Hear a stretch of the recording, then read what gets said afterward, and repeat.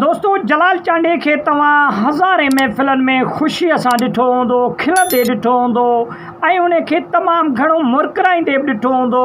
लेकिन जलाल चांडियो पंहिंजी पूरी ज़िंदगीअ में हिकिड़ो भेरो तमामु घणो ख़ुशि थियो।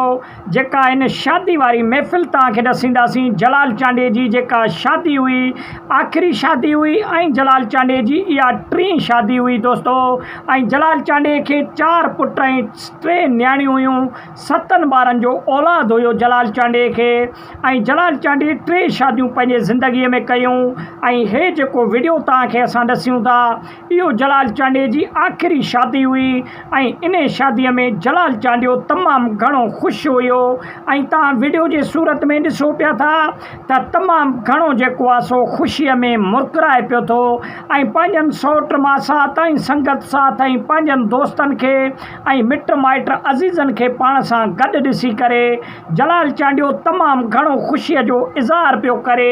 हालांकि ज़बान सां त कुझु चई न पियो सघे, लेकिन मुरकराए ऐं चहिरे जी जेका चमक ॾिसण में अचे पई त उहा साफ़ साफ़ ज़ाहिर आहे त जलाल चांडियो तमामु घणो ख़ुशि आहे ऐं जलाल चांडियो पंहिंजे ख़ुशीअ जो इज़हार पियो करे। त दोस्तों जलाल चांडे सां जेके मोहबत कंदड़ वारा जेके माण्हू हुया, पंहिंजा मिट माइट संगत साथ ऐं दोस्त, तव्हां ॾिसो पिया त कहिड़े तरीक़े सां भाकुर पाए करे ऐं जलाल चांडे जे हिन ख़ुशीअ में शरीक पिया थियनि ऐं जलाल चांडे सां गॾु वीडियो बि शूट पिया कनि ऐं फ़ोटो बि कढाइनि पिया। ऐं जलाल चांडियो बि तमामु घणो ख़ुशि पियो थिए। ऐं उन खां अलावा जलाल चांडे खे इन शादीअ में कमो बेश तमामु घणा हार बि विधा विया हुया।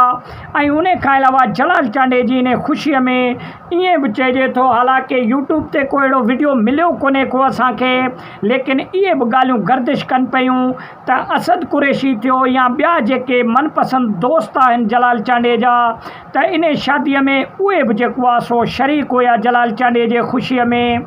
ऐं जलाल चांडे सां सिंध जी अवाम तमामु घणो प्यारु कंदी हुई ऐं जलाल चांडे खे पंहिंजो मोहसिन सम्झी करे जलाल चांडे जा तमामु घणा परस्तार हुया सिंध में। त पोइ जलाल चांडे जी शादीअ जी दावत कंहिंखे मिली कंहिंखे न बि मिली, लेकिन जिन्हनि खे बि ख़बर पई त जलाल चांडे जे शादीअ में हार ठाराए करे ऐं उन खां अलावा टोपी अजरक तोहफ़ो खणी जलाल चांडे जे इन शादीअ में अची पुॻा। ऐं जलाल चांडे जी शादीअ जी इहा तक़रीबात ईअं बि चवनि था त कमो बेश 3 ॾिहाड़ा हली हिते, छाजे करे जो रश एतिरी हुई। ऐं जलाल चांडे जा पंहिंजा क़ौम जा माण्हू, चांडिया बिरादरी क़ौम तमामु वॾी बिरादरी आहे। त पोइ जलाल चांडे जे शादीअ में तमामु घणा सॼे ॻोठ ओस पास सॼो तर कठे थियो हुयो। ऐं जलाल चांडे जी शादीअ जी महफ़िल तमामु बहितरीनु महफ़िल थी हुई। उमेदु आहे त नंढिड़ो वीडियो तव्हांखे पसंदि आयो हूंदो। वीडियो खे लाइक ऐं शेयर कयो। वरी